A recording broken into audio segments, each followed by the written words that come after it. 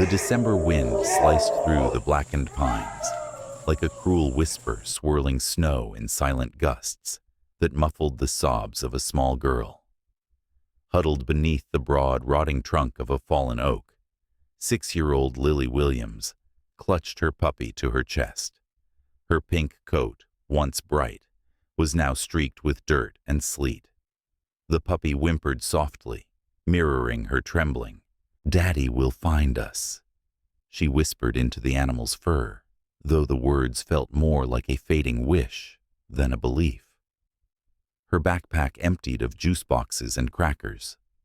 Hours ago lay discarded beside her, a plastic artifact in the vast cold. The light was dying fast, and with it, the warmth. Somewhere beyond the trees, something watched. George Thompson's breath fogged in front of him as he stood 50 yards away, silent, unmoved. The tailored lines of his winter coat looked absurd against the rawness of the wilderness. His smile was tight and thin, stretched not from joy, but from bitterness. "Let nature take its course," he muttered, turning back toward his SUV. Behind him, the shadows deepened. The wolves would come. That was the plan. But George wasn't the only one watching. From the tree line, 2 figures observed. One, a small gray wolf pup alert and alone. The other, Jack Reynolds astride, a matte black Harley unmoving, save for the slight twitch of his leather-gloved hand as it clenched the handlebar. His beard was streaked with frost. His eyes narrowed against the wind and memory. 15 years ago, Jack had been someone else. A man with contracts, a daughter named Emma, and a house that echoed with laughter. But grief hollowed him out. Betrayal carved away the rest. The forest had become the only place he could breathe. He watched the child in the clearing. He didn't know her name. Didn't know yet what twist of fate had dropped her into the heart of the same wilderness he haunted. But the pup darted forward. The biker cut his engine. Snowflakes drifted down in perfect silence. A bond had already begun to form, one between wild things and broken men. And none of them yet knew how deeply it would change everything. The forest wasn't just a place to Jack Reynolds. It was exile and refuge, a cathedral of silence that never judged. Since his release from prison, he'd returned to these woods daily, trekking 3 miles from the old ranger station to a creekside clearing. He never told anyone why. The men of the Devil's Mercy Motorcycle Club didn't ask. They accepted his silence as easily as they'd accepted him. That morning, like so many before it, he sat on a fallen log with a thermos of black coffee and a weather-worn copy of The Old Man and the Sea. A sandwich wrapped in wax paper rested by his side. Jack didn't expect interruptions, but a sound came, a faint, insistent whimper, too fragile to ignore. "Probably a rabbit," he muttered. But the sound persisted, trembling and young. He rose. The noise led him to the hollow beneath an uprooted oak, where the earth still gaped raw from the storm weeks earlier. There, tangled in a bed of wet leaves, lay a gray wolf pup, its fur-matted eyes barely open ribs, visible beneath its coat. It tried to growl, but the sound was nothing more than a hoarse squeak. Jack crouched, scanning the surrounding trees. No sign of the mother.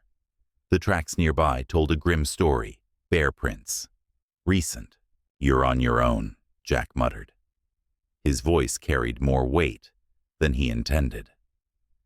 He turned to leave. 3 steps. He stopped. The forest held its breath. Cursing under his breath, Jack turned back. Something in the pup's eyes, wide, frightened, impossibly vulnerable, cracked a piece of him he thought had long since fossilized. He knelt, wrapping the tiny body in the bottom of his flannel overshirt.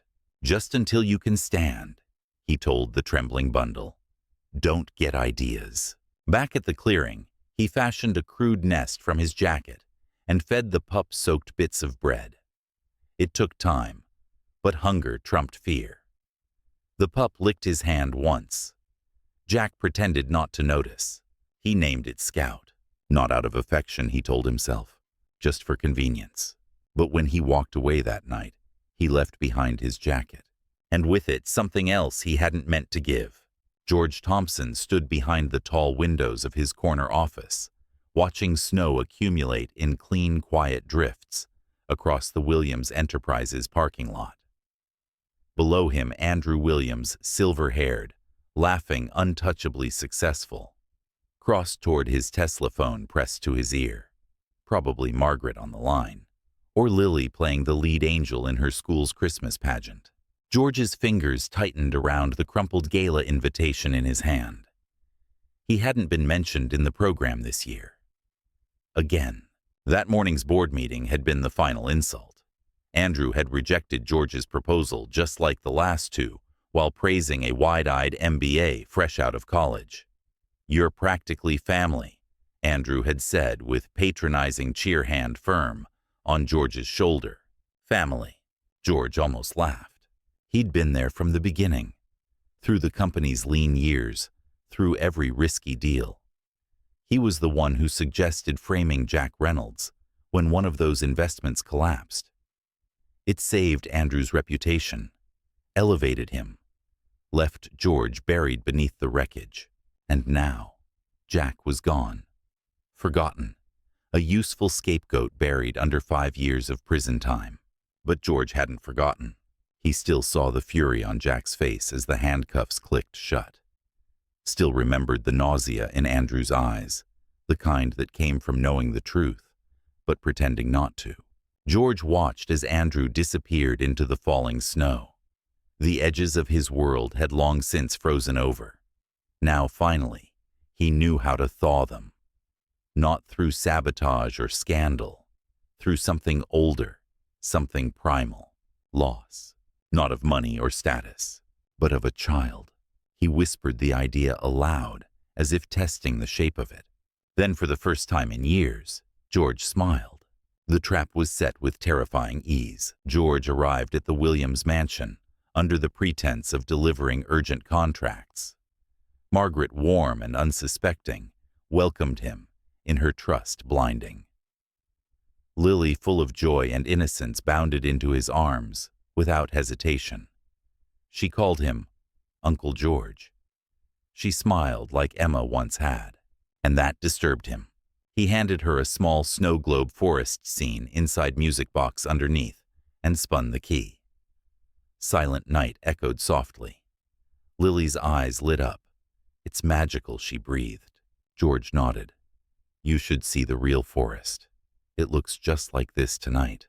He described Blackwood Forest in dreamy tones, weaving a fairy tale from snow and pine. Lily's eyes sparkled. She begged her mother to go. George, ever the charming family friend, offered to take her, just for a sunset look. 20 minutes tops. Margaret hesitated, but Lily pleaded. George smiled. 15 minutes later, his SUV cut through the forest access road. Lily beside him clutched the snow globe and her birthday puppy Max. Her excitement was uncontainable. George guided her deeper, taking turns. He'd memorized weaving through the trees toward a specific oak he'd scouted days ago. "We're finding the perfect Christmas tree," he said. "But Daddy already got one," she replied, puzzled. "This is just a game," George assured her. By the time they reached the clearing, the light was nearly gone. The temperature had dropped sharply. Lily looked up, voice trembling. "Uncle George, I'm cold." "In a minute," he said, laying down a small backpack. "Let's have a snack first." She accepted cookies and juice, still smiling. Then George stepped away. His voice changed. He spoke of Andrew, how he always had everything, how he took things that weren't his, how he ruined lives. "Including a man named Jack Reynolds," he added quietly. "Who's that?" Lily asked, her innocence unraveling. George's face darkened. "Someone your father destroyed." Then, without emotion, he zipped up his coat. "I'm afraid I can't take you home, Lily. You're going to stay here in the fairy forest." She blinked, not understanding. "Maybe the wolves will find you before the cold does." Lily screamed. George didn't stop walking. Behind him, snow began to fall harder, soft and quiet like ash from a distant fire. Jack knew something was wrong the moment he reached the creek. Scout wasn't there. For weeks now, the wolf pup had greeted him each morning at the clearing's edge, tail wagging, eyes bright, waiting for scraps and stories. But that day, the forest was silent. The shelter lay undisturbed, untouched by paws. Jack searched for hours, calling pacing eyes, scanning the tree line. Damn animal probably found his real pack, he muttered. He wanted to believe it. But the words felt hollow in the cold. As dusk settled in and the snow intensified, Jack trudged back toward the ranger station shoulders, hunched against the wind. The thought of Scout gone, of that fragile trust, disappearing like everything else, hit harder than he expected. He was almost to his bike when he heard a sharp yip cutting through the white stillness. Then again closer. Scout burst through the trees, bounding toward him, with a frantic urgency Jack had never seen. The pup darted, circled, bit lightly at his jeans, then bolted back toward the woods only to return, repeating the motion. Not today, Scout Jack said, gesturing to the sky. Storm's coming. But the wolf pup didn't relent. His movements were desperate now, pleading. And something in Jack, something deeper than logic, told him this wasn't about food or mischief. This was a call only he could answer. He groaned, "Damn you." Then he turned from the safety of his Harley and followed Scout into the deepening forest. Snow fell in heavy curtains, erasing the trail behind them. Jack's breath came in clouds as he jogged to keep up, his boots crunching through the drifts. Scout led with purpose, pausing only to glance back, ears forward, muscles taut. They moved deeper than Jack had ever gone. Something primal had taken root in his chest. An ache, a certainty. Then, just ahead, the sound, a cry thin and cracked, carried on the wind. Jack froze. Not an animal, a child. He sprinted, lungs burning, following Scout through a break in the trees. The clearing opened around them, cold and quiet. Against the base of a massive fallen oak, a small figure huddled, a pink coat, barely visible beneath the snow arms, wrapped around a shivering puppy. Jack's heart lurched. For a moment, impossibly, he thought it was Emma. Same golden hair, same size, same smallness against the vastness of the world. Then the girl looked up, and the spell shattered. Her face was different, younger. Still, the pain hit like a fist. "Are you a bad man?" she asked, her voice a quivering whisper. Jack dropped to one knee, his movements slow, deliberate. "No, I'm not a bad man," she sniffled. "Uncle George left us. He said the wolves would eat us." Her grip tightened around the puppy. Max, he assumed. Jack's jaw clenched. George. That name, it stirred something old, foul, from a life he'd tried to bury. "What's your name?" he asked gently. "Lily Williams." And just like that, the world tilted. Williams, Andrew's daughter. Jack stood still, the storm forgotten, the years collapsing around him. It would be so easy to walk away, to let fate deliver the same punishment Andrew had dealt him, loss. But then Scout moved, nudged Jack's hand, then pressed his body against Lily's. The girl smiled faintly. "Is he your doggy?" Jack looked down at the wolf pup. "Not quite a pet, not quite wild. He found you." She nodded. "He brought me cookies from my backpack when I was hungry." Jack exhaled, a breath he hadn't realized he was holding. "No," he murmured. "He found you, and he brought me." Jack reached for his jacket, unfastening it with shaking fingers. "Let's get you warm, kid."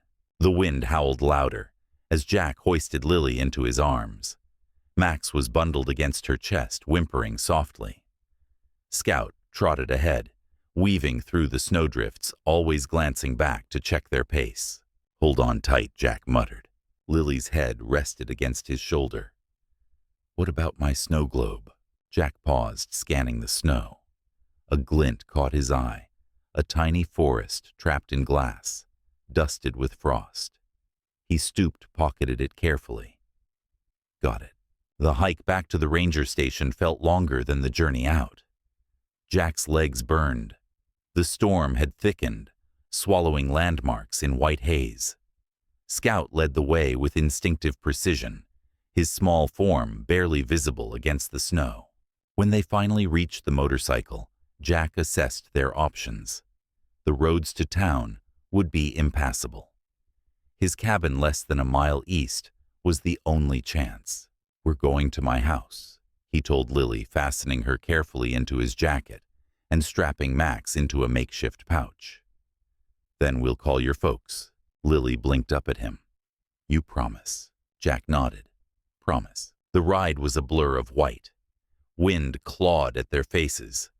Jack shielded Lily as best he could, every nerve straining to keep the wheels steady. When they reached the cabin, he didn't stop to think, just kicked open the door, stoked the fire to a roaring blaze, and wrapped the girl in every blanket he owned. Max curled beside her, already dozing.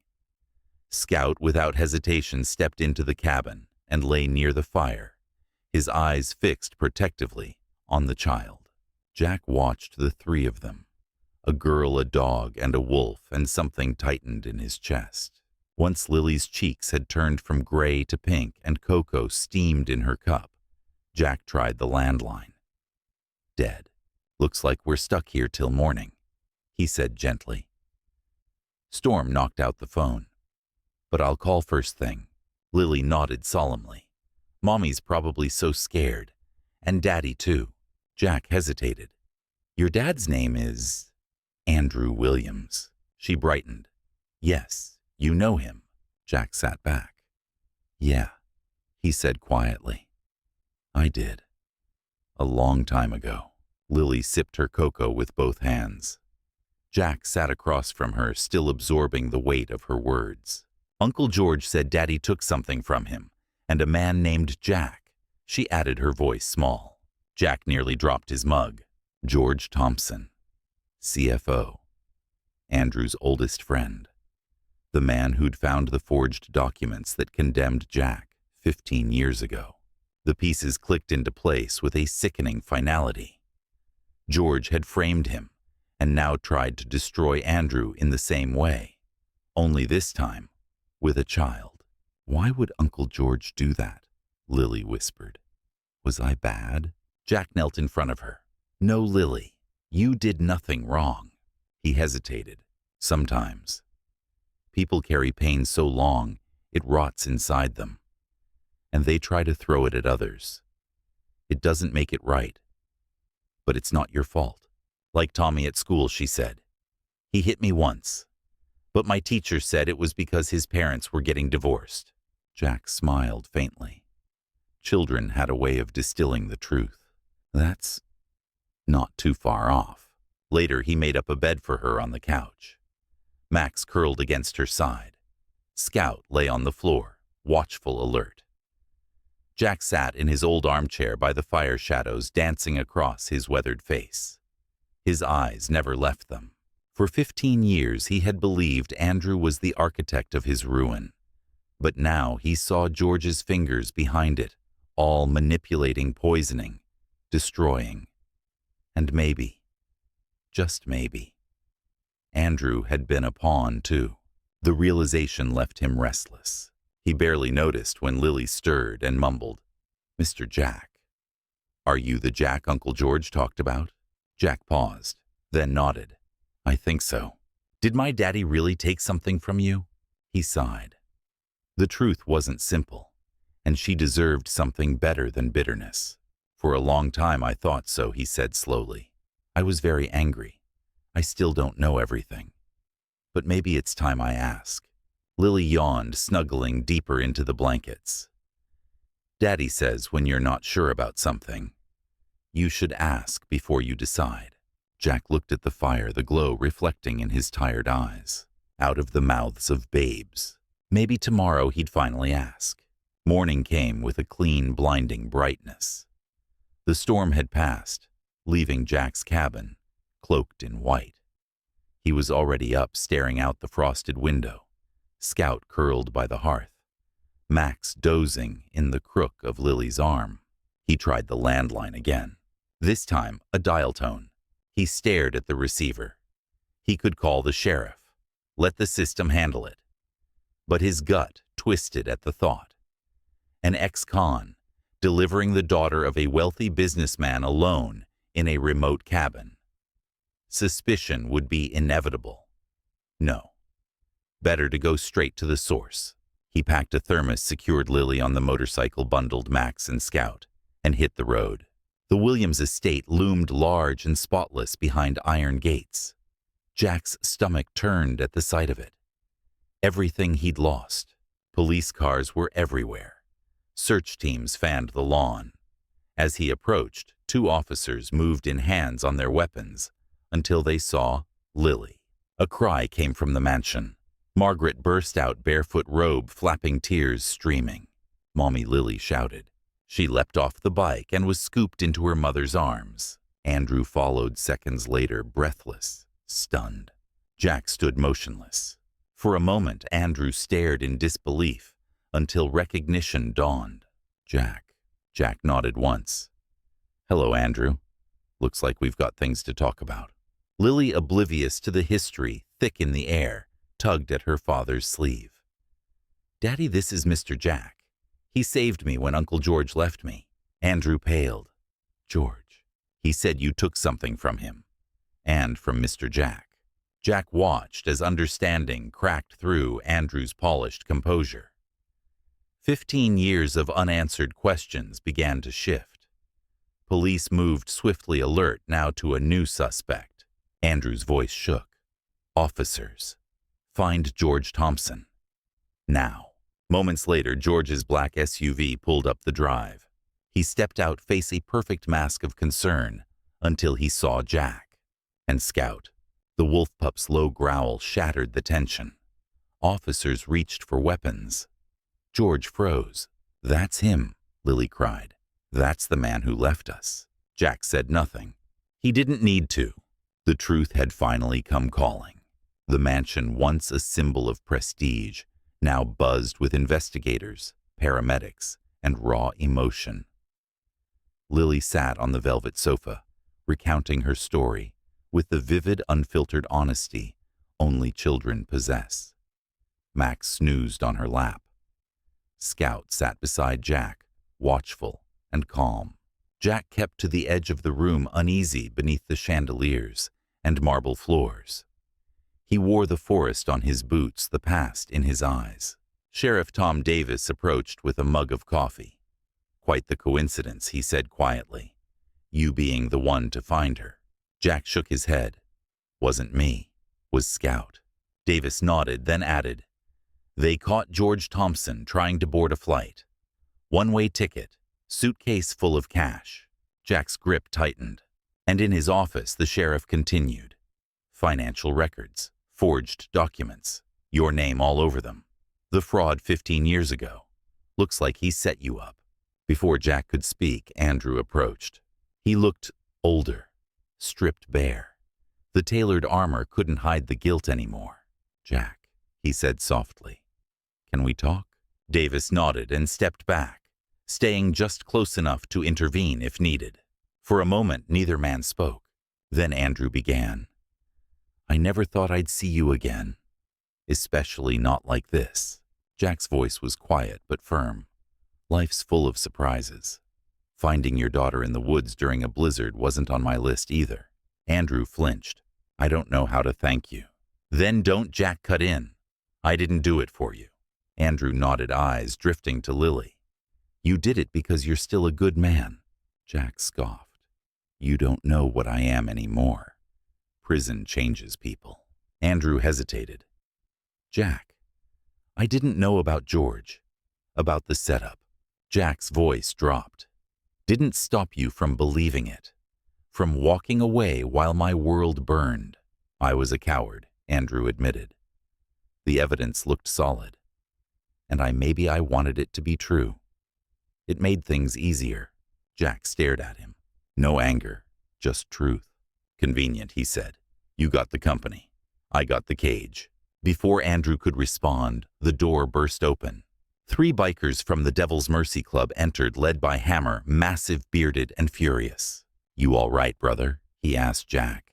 Jack nodded. "We're just settling old debts." Hammer's gaze fell on Andrew. "This the guy who threw you under the bus?" Jack didn't answer. He didn't need to. Lily darted across the room, unfazed by the tension. "Are these your friends, Mr. Jack?" she asked, peering up at the leather-clad bikers. "Do they have cool motorcycles, too?" Hammer knelt down, his massive frame, gentle in her presence. "Sure do, little lady. But none as special as Jack's. He built his from scratch." "Wow," Lily beamed. "Can I see them someday?" Jack, caught off guard, raised an eyebrow, but didn't object. Margaret reached her daughter's side, protective but wary. "Let's give Mr. Jack and his friends some space, sweetheart." But Mom Lily whispered they're heroes, just like him. Even Hammer blinked at that. Then came the name that cracked the room in half. "Emma," Andrew whispered. "She reminds me of Emma." Jack's spine stiffened. "You don't get to say her name." Scout, sensing his turmoil, pressed against Jack's leg. Andrew's expression faltered. "There's so much you don't know, Jack. About what happened after you went to prison. About Sarah. About Emma. I don't want to hear it." Jack's voice broke. "My daughter is dead. My wife died grieving. I lost everything. And you," he choked, "you moved on like I never existed." The room fell still. Even the investigators averted their eyes. Lily slipped away from her mother and took Jack's hand. "It's okay to be sad, Mr. Jack," she said softly. "Daddy says sadness means your heart is big enough to care." Jack looked down at her, struck again by the echo of Emma, not just in face, but in spirit. Before he could respond, the front door opened. A woman in a dark suit entered, flanked by federal agents. "Sheriff Davis," she said briskly. "Special Agent Rebecca Carter, FBI. We're taking over the Thompson investigation." She handed over a document. "We've been building a case for months. Securities fraud, embezzlement, money laundering. The attempted kidnapping accelerated our timeline." Andrew paled. "I've done nothing wrong." "That's what we'll determine," Carter replied. "Your name appears across multiple linked transactions. The question is, were you complicit or simply negligent?" Jack stood silent, watching Andrew's empire tremble. A year ago, he would have wanted this. Now, he wasn't sure. Jack stepped forward. "Agent Carter," he said, "if you're looking at George Thompson, you need to go back 15 years. Her gaze sharpened. "Name, Jack Reynolds. He framed me for embezzlement in 2010. I went to prison, lost my business, my family." She nodded, already scribbling in a small notebook.